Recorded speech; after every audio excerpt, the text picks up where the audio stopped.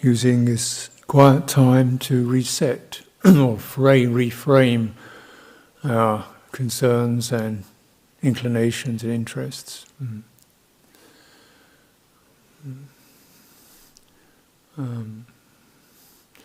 This is important and conscious practice.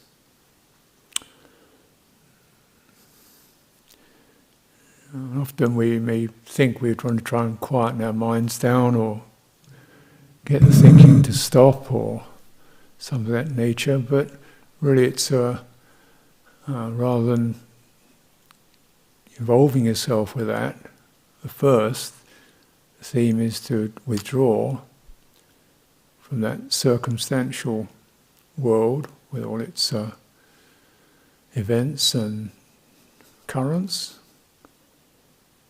and return to a stable core, stable center. And we then find this in the body. But this evening I'd like to talk a little bit about just getting it right in terms of the heart, mind, citta. And this is about returning to basic values. It's a very straightforward way of returning. So it isn't just some subtle, refined mental state or specialized state of awareness, but just what's important for me. Very kind of ordinary question in a way, but taking it deeper than future, past, other people, circumstances, what do I stand for?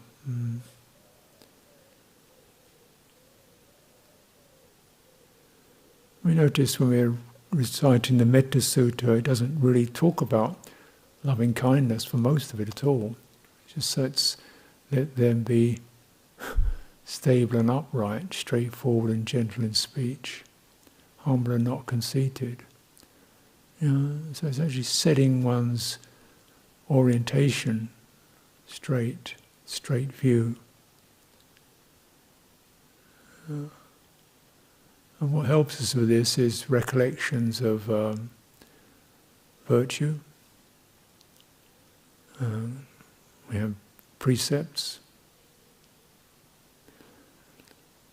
But remembering even the 5, the 8, or the more evolved sets of precepts and protocols that gone forth people follow, these are the outer aspects, the describable aspects, the things we can write down, and actually what's within that is a heart of conscience and concern, gentleness, balance, meaning.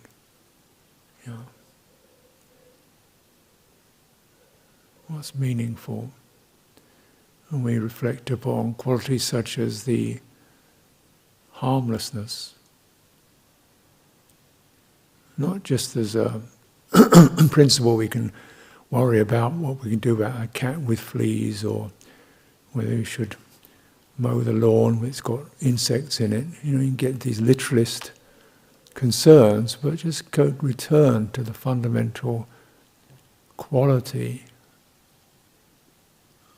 of harmlessness, that which enjoys peacefulness, cooperation, and feels disturbed by violence, destruction.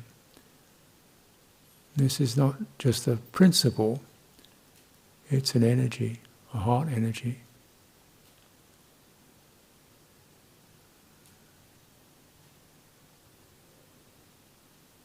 You dwell in that,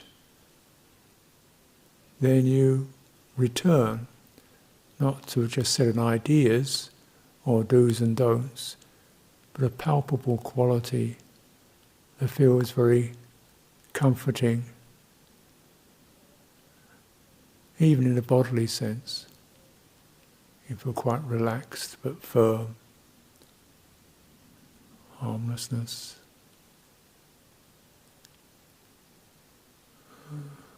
Concern for the life of other creatures and oneself. And extending that quality so it becomes lingered over, felt.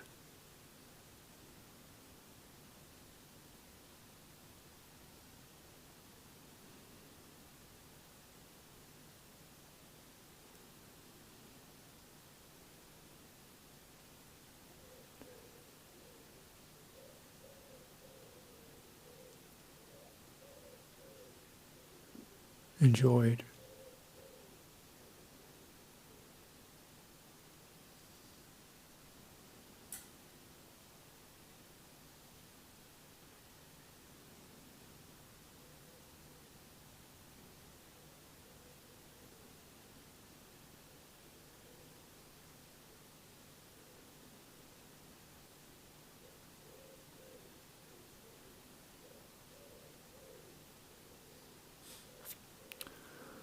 Second major training, non-exploitation.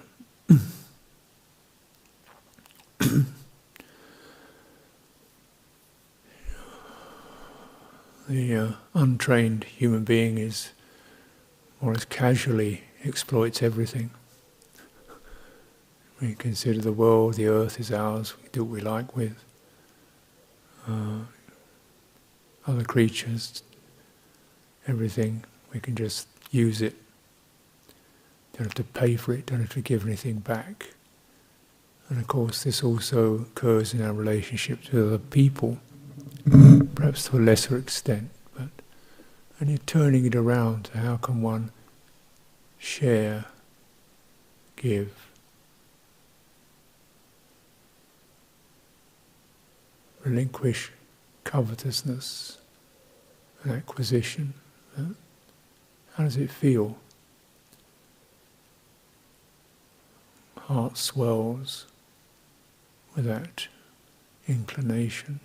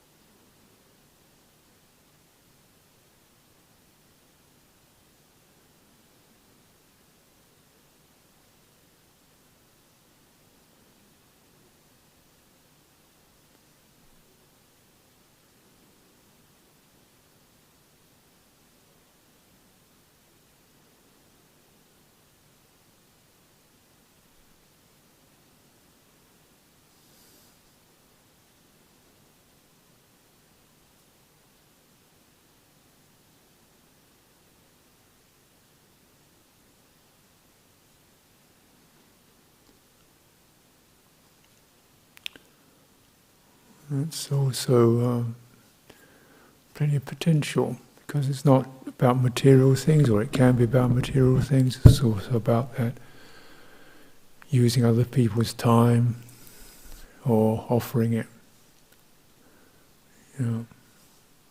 Offering time, offering attention rather than demanding it. Being someone who's generous-hearted.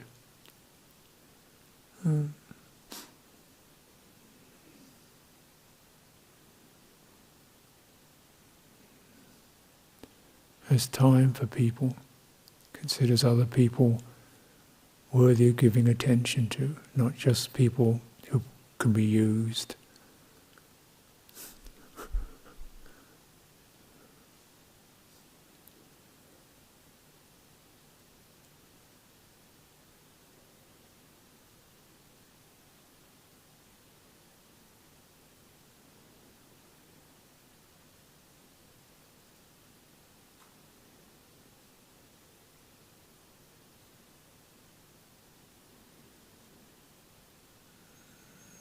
A third, moral training. A third training,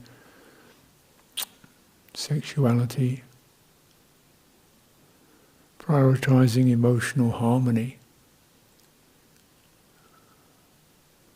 So the energy of relationship is warm and inclusive rather than heated, respectful.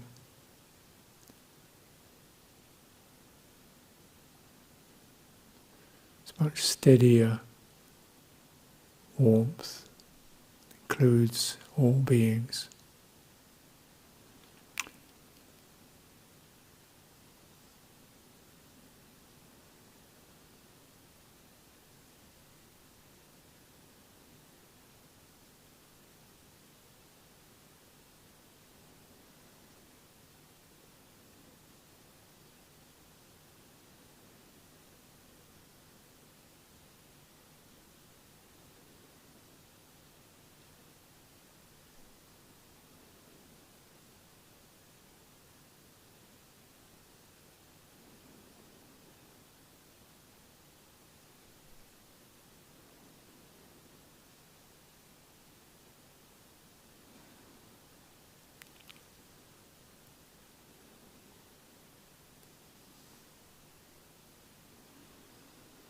Emotional warmth is irrespective of age, gender. This is really the tremendous capacity we have. It's very satisfying and warm-heartedness.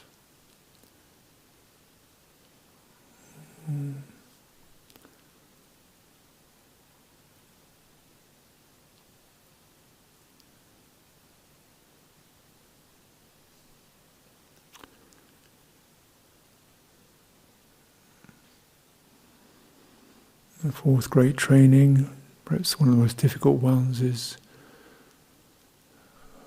verbalization, how we think and speak. Very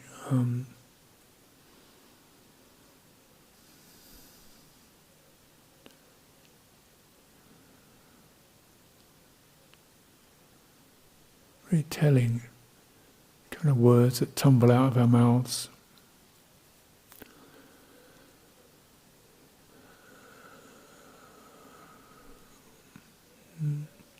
Recognizing so many of these words and ideas that tumble out of our mouths are just things we pick up from media, other people, not particularly clear or well aimed, just babble.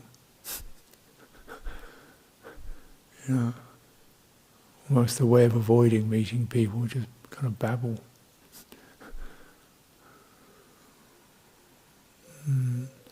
The ability to use these moments and times of pausing and silence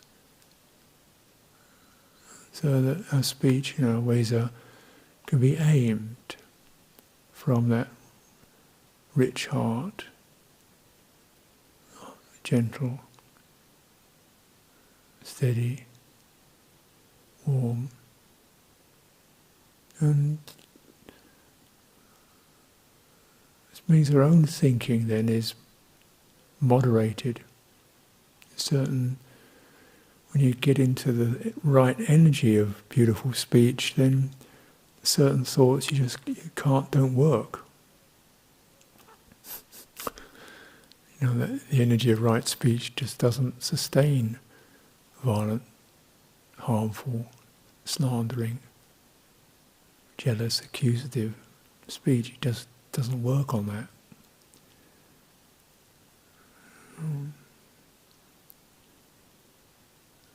And so this is tremendously helpful for pulling the plug on harmful thought habits that we can sit with in our meditation and aim towards ourselves.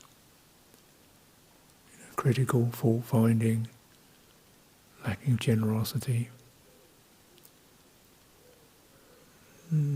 So thought then becomes a beautiful tool placing it carefully, the meditation theme. In fact, this is the vehicle. So we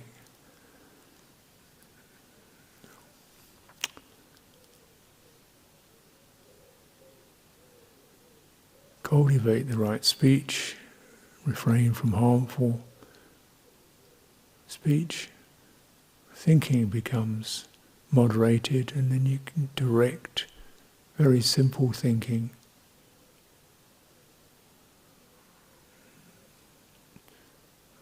Asking how it is now.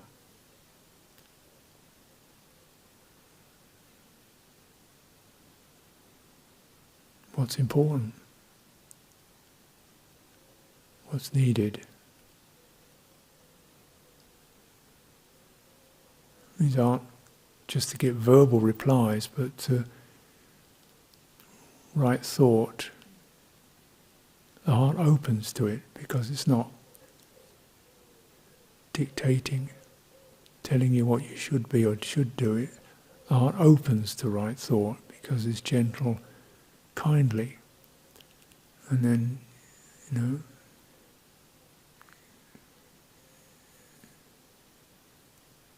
it shapes the heart to attend properly, carefully. We're setting up the basis for meditation. Straightforward and gentle in speech. So important.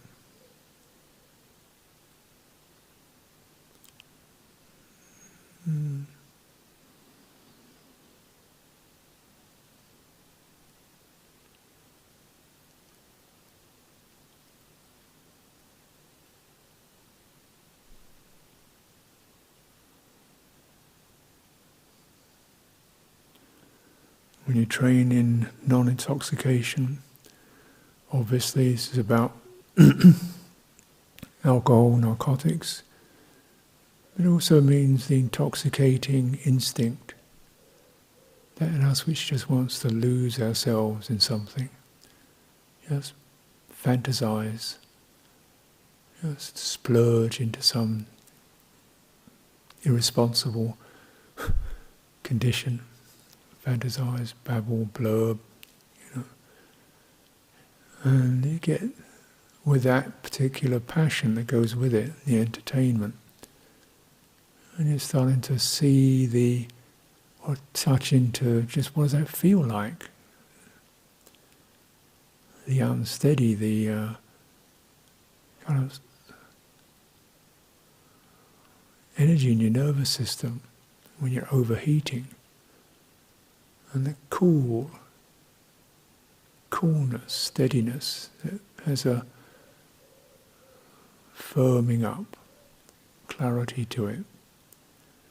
You try to feel these things not just as do's and don'ts, but as palpable energies that you can center around in your heart. And then bringing that into your body. Then you can meditate.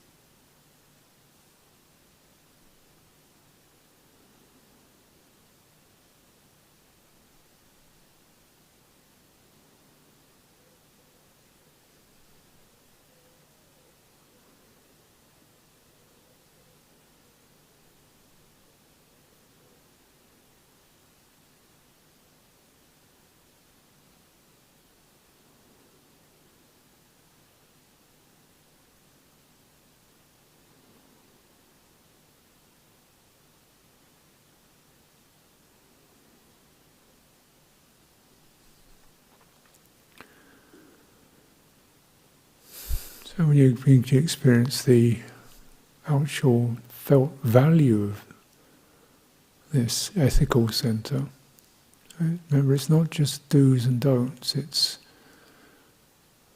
really is a shift of energy. Gentle strength.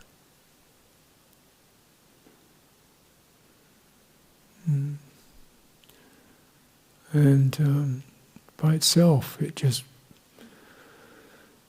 draws some of your jangled or stressed energies into shape. Not just because it is the natural, healthy form for our hearts. It is the natural, healthy form. With these qualities, human beings can happily live together. It is the natural basis of how we can coexist with ease, internally and externally. This isn't just some indoctrination. And,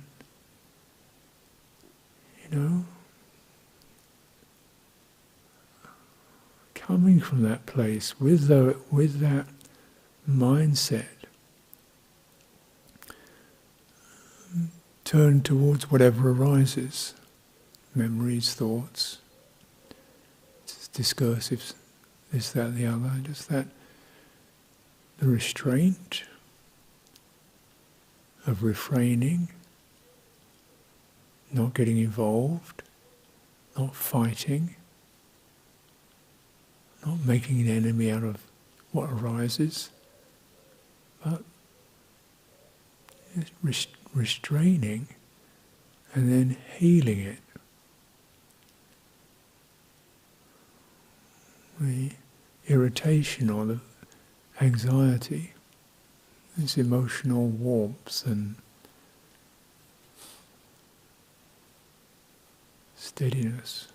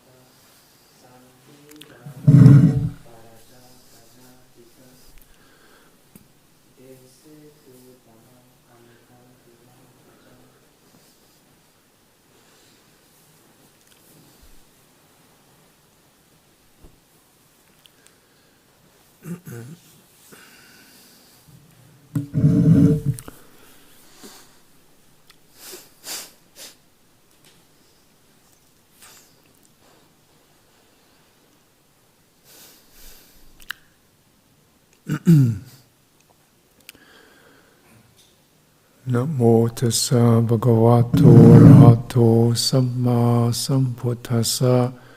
Namo tassa bhagavato arahato samma sambuddhassa. Namo tassa bhagavato arahato samma sambuddhassa. Buddhang dhammang sanghang namasami.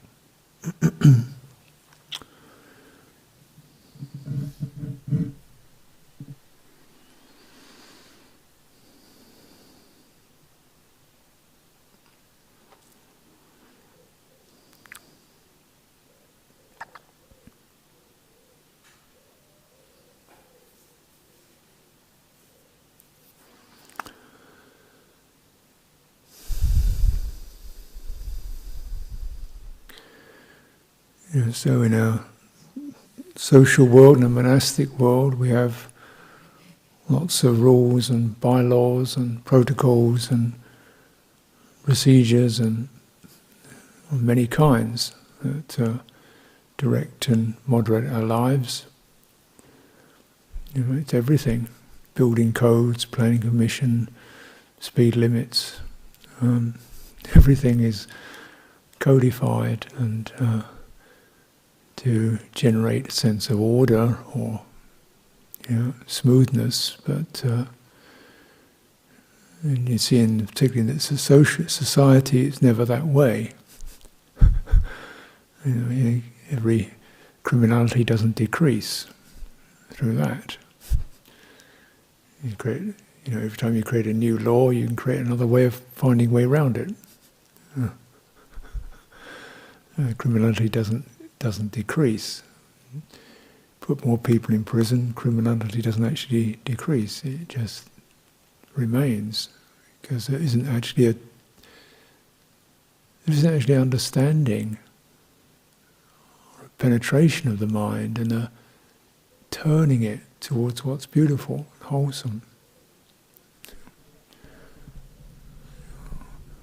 And and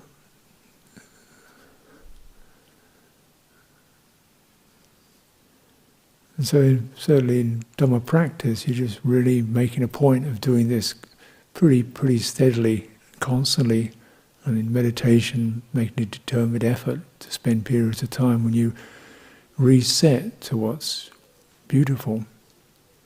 This term, kalyana. And in the Pali language, the kalyana, Dhamma is kalyana in the beginning, kalyana in the middle, and kalyana in the end. Kalyana can mean beautiful, uplifting, admirable, inspiring, good. The good, the true, the beautiful. In the beginning, in the middle, and the end. So it means at the outset, how we pick it up, how we pick up Dhamma practice, how we sustain and moderate and work through, the territory, mental, emotional, psychological, physical, social, environmental, relational territory, keeping this sense of the beautiful, the admirable, the uplifting, the good, the true, the beautiful. And using it as our candle that we move through the darkness with. And kalyana in the end, it means the results of all these skillful practice is the citta, the heart mind is uplifted, beautiful, spotless, clean. And so, sometimes the process of liberation is called purification or cleaning, visuddhi. And so that can be seen in terms of, cleaning it from defilements, but also cleaning it from its stress, energetic tangles, wrong views, murkiness, unevenness, until it becomes quite bright and shining and open. It doesn't have to hang on to anything because it supports itself. And when the mind energies are cleared, then the state of steady state is arrived at. And then it's complete. There's nothing more to do because it's complete in itself. It stands for itself. And the expression of this is the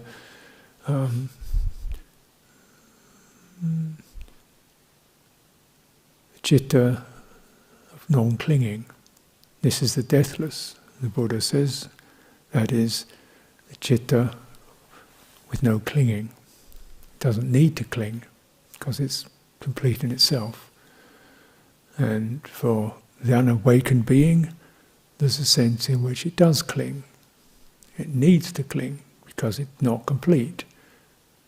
Its happiness is bound to circumstances, to either sense contact, or, this is very coarse, sense contact, status, prestige, power, influence, popularity. And without those, it gets very shaky. It's very shaky when one feels blamed or left out. It starts to shake and rattle. So in this way, it's not complete in itself. We don't even realize it's not complete because so often we set our lives up to make sure we do have our creature comforts and the people we like are with us, and we're avoiding blame by obeying. If I obey everything, I won't get blamed. But you still get blamed. Or harsh words. So you realise even the ways we normally operate to create a comfortable environment mean you have to set up all kinds of states and structures and conditions to support it. And you think, I'm fine. Yeah, I'm good. Fine. Yeah, this is right. Well, what happens when you take that away? What happens when your friends leave you? Oh, I don't feel so okay now. What happens when your body gives you pain or breaks down? Oh, I don't feel so okay now. We take for granted things that are actually quite a privilege.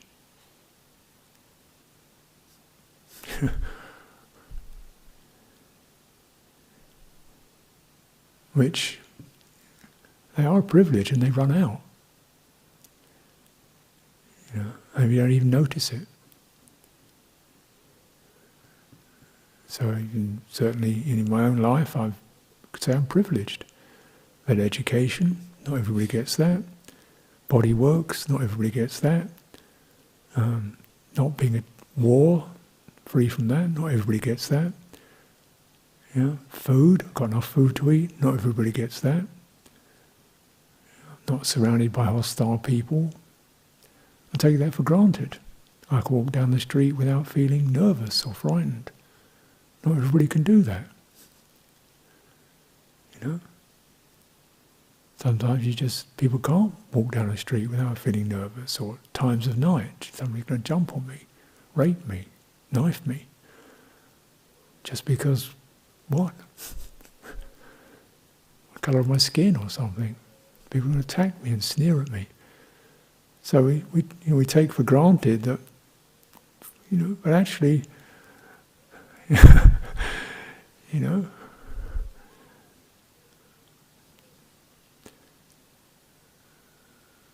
So then one holds that and demands it. It's my right to have it. And say it's anybody's right. It's certainly optimal, but it's fragile. And the more that we adhere to that, it often means that actually other people are getting left out by my, advantages. But this is not really about a social analysis. It's just recognizing, we don't realize how fragile our happiness is until something we relied upon is taken away. And the blunt truth of it is, that will happen. It's not a comfortable thing to say, but the truth of the matter is, things will be taken away from you. You will lose your loved ones. You'll lose your physical health. You will experience harsh words. Probably, almost certainly. And if the citta isn't cultivated, we can get extremely knocked around by all that. So it's an encouragement. This famous example of the accomplished monk Punna, who was going off to, he asked the Buddha if he could go and spend the rains retreat in this distant province. The Buddha said, "Oh, people over there are a bit rough, And so they may very well throw harsh words at you. What are you going to do then?" And he said, "Oh, they throw harsh words at me. I'll just think, it's fine, it's good, nobody's physically attacking me." Beautiful. And he said, "What if they do physically attack you?"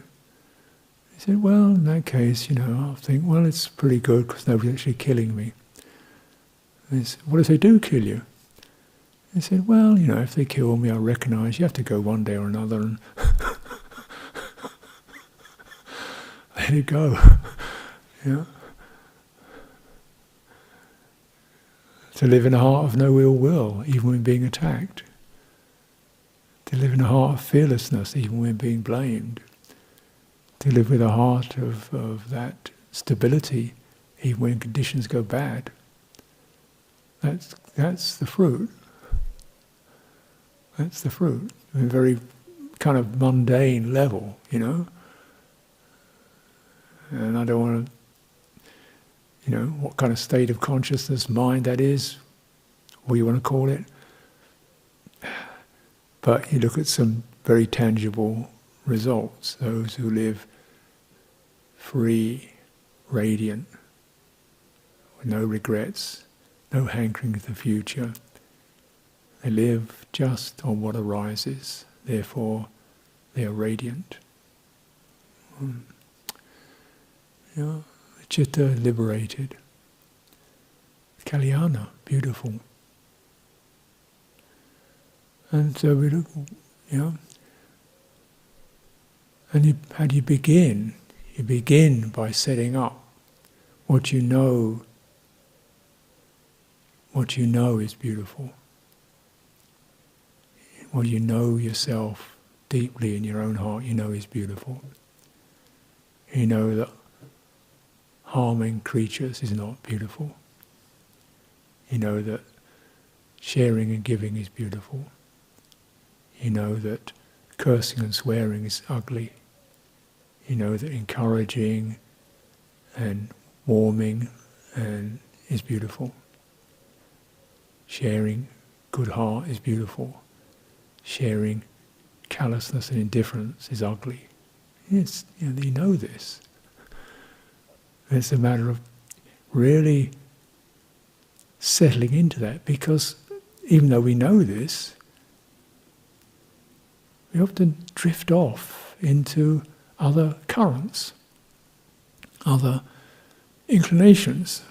We're not really completely in command of our citta. It gets enticed into getting things done, arriving somewhere on time, making sure that this happens, getting people to behave themselves in one way or another, making sure she does this and doesn't do that.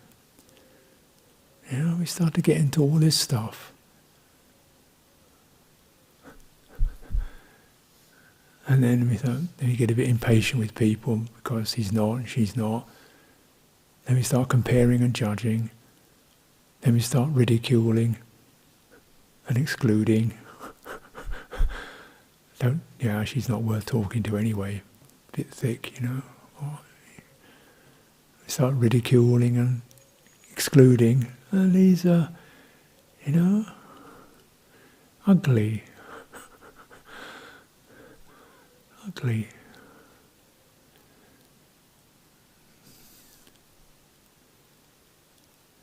Not generous. Not noble. Not beautiful.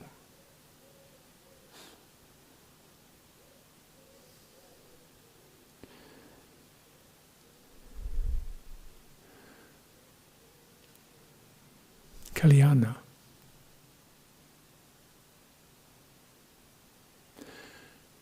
Say again, this is not just principles and rights and wrongs. These are palpable, tangible, I'll say the word again, energies. Now, I often talk about energies, and what's he mean, energies?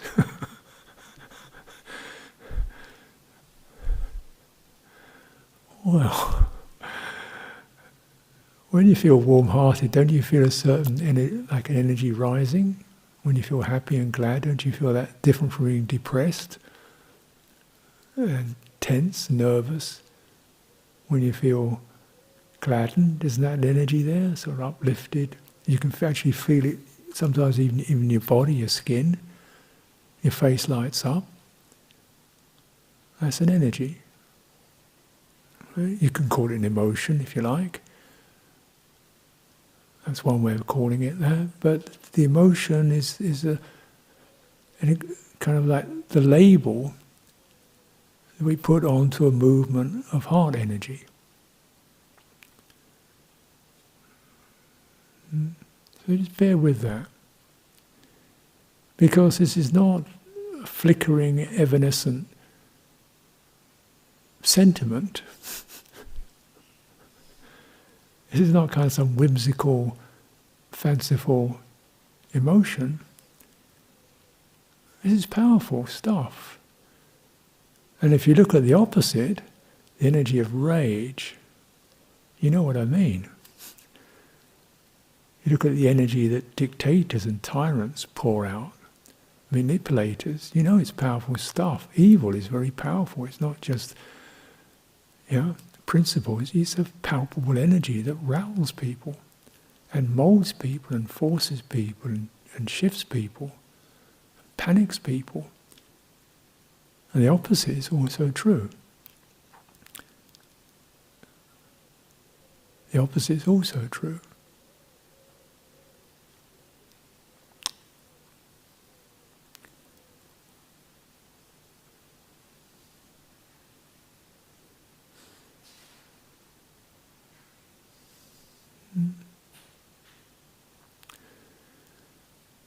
It's particularly powerful when you have a whole Kalyanamitta is relationships based upon that. And being the Kalyanamitta and having the Kalyanamitta is considered a necessary requisite for enlightenment. So it's not just having some buddies, emotional comfort. A Kalyanamitta is considered by the Buddha to be a necessary requirement for liberation.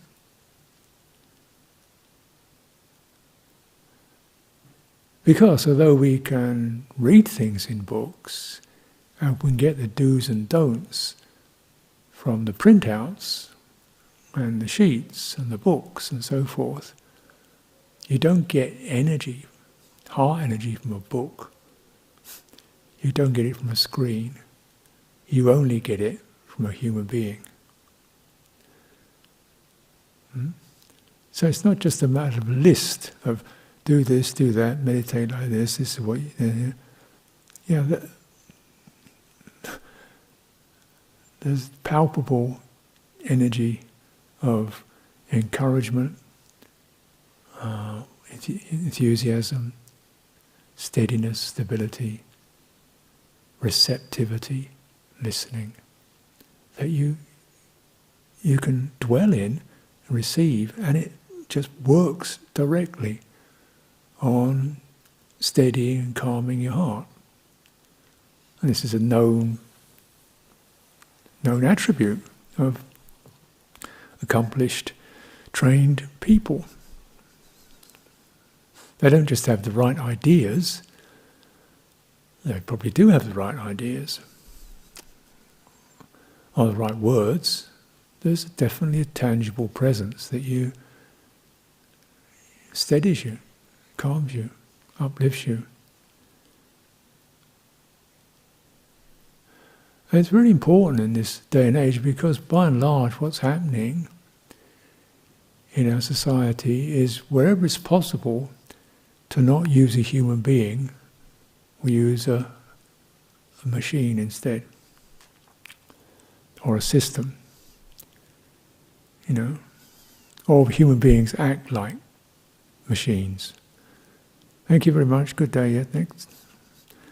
Or, you phone someone up, this is some website or something, or it's a recorded message, thank you for your call. There's nobody there. You go to the railway station, there's nobody there. You have to buy the ticket online. And you've got a complaint, nobody to talk to. You put your complaint online, and you get a response online, an email. Human contact is becoming extinct on that level. You get more and more of that because it saves money. And of course money is much more important than kalyana in this material mentality. Money is the supreme good, and values, as long as they don't get in the way of making money, keep them going. If they do get in the way, forget it.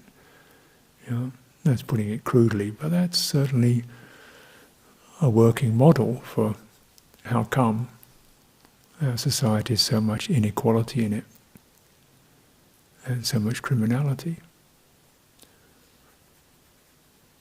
Lack of heart contact,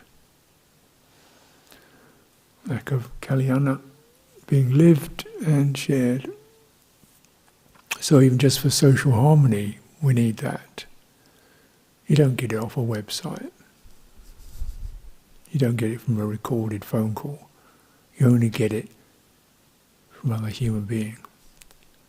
And all the teachings the Buddha gave, every one of them, he sat down, looked to somebody and talked to them. They were sitting right there, talking to them, looking at them, talking to them. That's the only way you got a teaching. And just imagine what that would be like.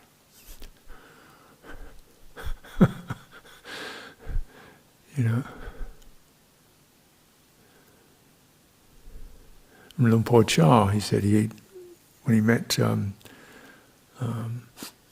Mun, who he considered to be his supreme example, he only stayed 3 days. But the impression Ajahn Mun left with him was something he could return to time and time again. Because he came to see Ajahn Mun directly. Ajahn Mun taught him directly, about the nature of mind. And it just went straight in. I don't know if he remembered the words. But one of the simple examples was particularly around that conversation. Because Ajahn Chah had, as a young monk, had studied earnestly all the Vinaya rules, all the rules of monastic training.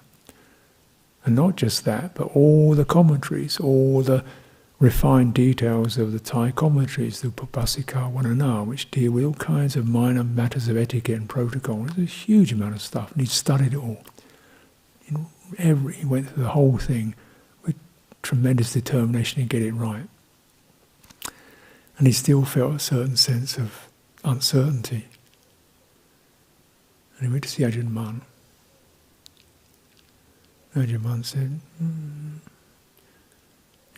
there's only one rule. The rule is the heart. That's the rule. Guard the heart, protect the heart, develop the heart. The rest of it falls into place when you do that. Right? You're set back to give authority to the heart, and then these external forms can be fed, nourished, sustained, moderated from that place. So rather than set up the forms and then get worried about whether you're doing good enough and what this means and that means, and we just get into doubt and worry. And it's an important thing to remember. Certainly in monastic training, one could just have so much fear of getting things wrong, feeling of inadequacy, because we get lost in the words. And it doesn't mean, certainly with monastic training, that you never make a mistake. It means that the nature of making a mistake doesn't give rise to the sense of crushing guilt. It means, okay, navigation error. Okay, heart remains steady. Okay, let's do it that way. It's just like how you handle a screwdriver or how you handle a tool. You used it a bit too hard there. Okay, see, but the heart remains steady rather than fearful or comparing yourself with others, whether you're pure enough, good enough, wise enough, and so on and so on and so on, which can be a constant preoccupation through a lifetime when we don't have Kalyanamitta, and instead you have fault finders, critics, people telling you should be this, do that, do this, do that, do this, do that, make more, make less. And the heart energy is not there. The words are there, maybe the words are right. They're right. But the reality of it is, the heart does not follow words. Words are a secondary language. We acquire them. And nature is non-verbal. You can't throw words at the heart and expect it to follow. It doesn't understand. But if you turn direct, steady, clarifying, sobering, encouraging energy that way, you pick it up. Something you relaxes. Okay. Straightened. Yes, that's better. And you feel it directly.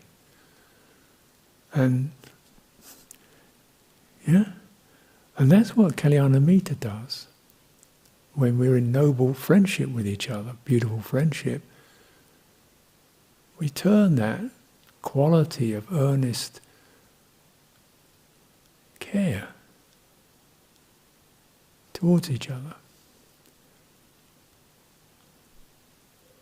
And the more you sustain that, you turn it towards yourself. It's natural. And so often in social life and in family life and in community life, we kind of tend to end up referring to the externals. Like, people's personal characteristics, their personal skills or their shortcomings, what they're good at, what they're not so good at. Purely personal qualities. And then eventually begin to think, there's so-and-so, so-and-so, oh, he's like this. You've already got it in mind, who he is and what he's about. And you think, okay, I've got to deal with this one. You know? Or is Anagarika, so-and-so. Right, she needs to be set straight on the right way. And maybe even that's a kind of, you can think it's a good idea. It probably is a good idea, but the high energy isn't right.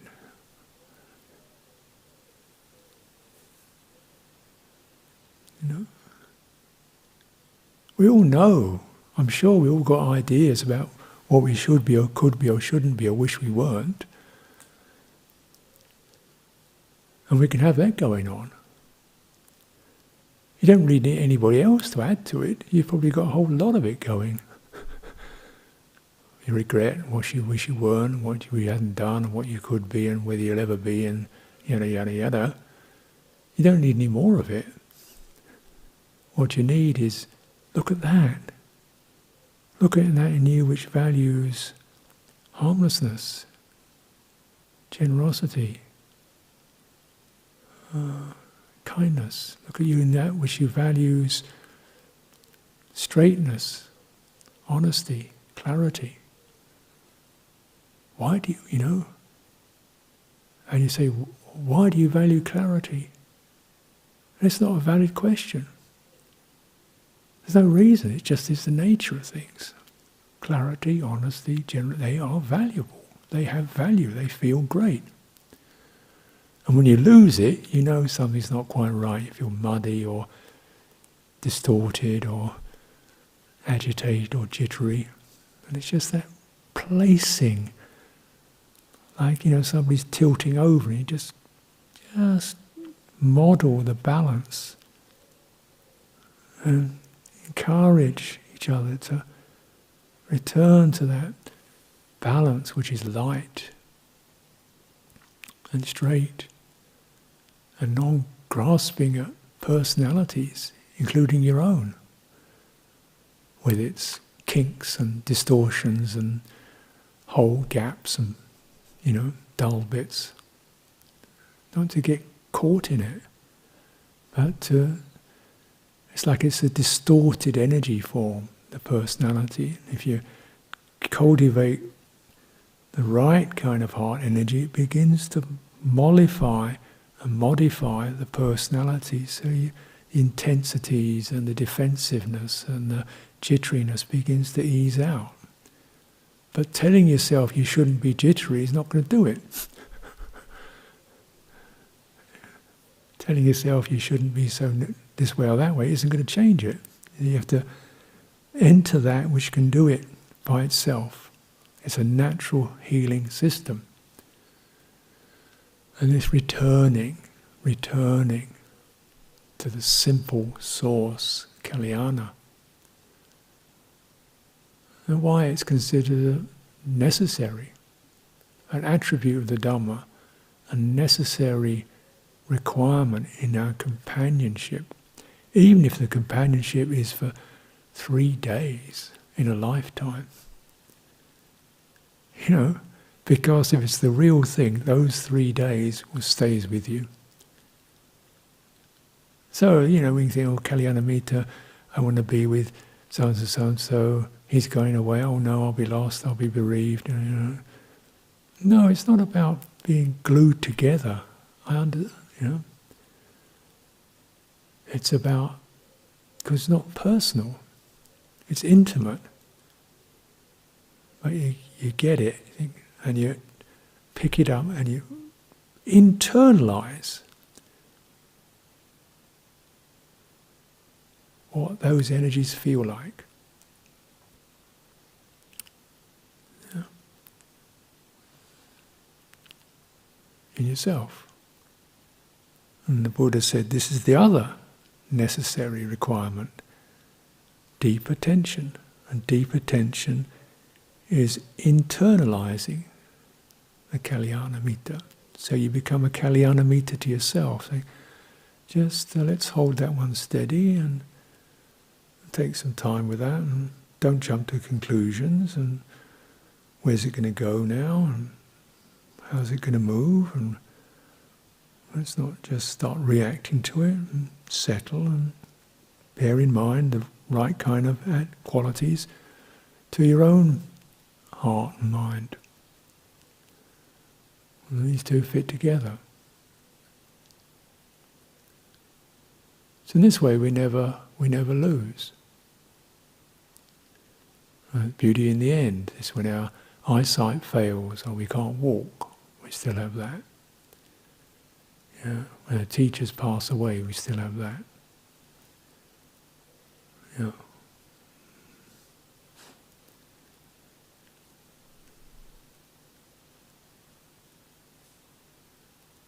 And you practice it. Certainly, as I said, in relationships, in communities, in families, it's easy to slip out into the, these couple of people, my friends, and these ones is okay, and he's a bit weird, and she's awkward. I was like, no, this is not beautiful. All of it.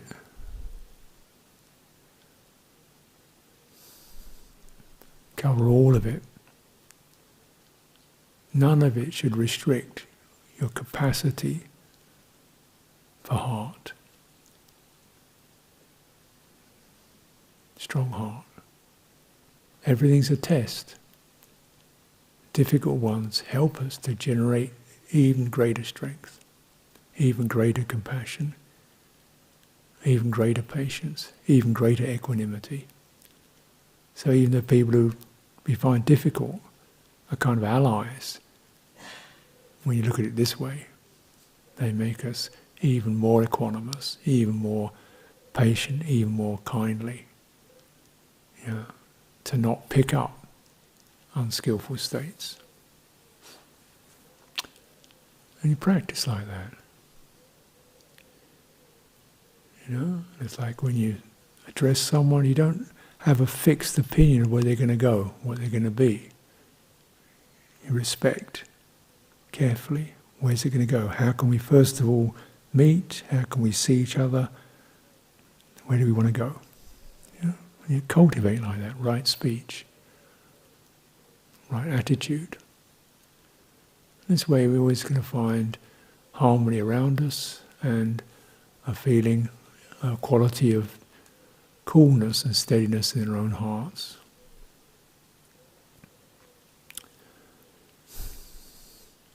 So offer this for your reflection this evening.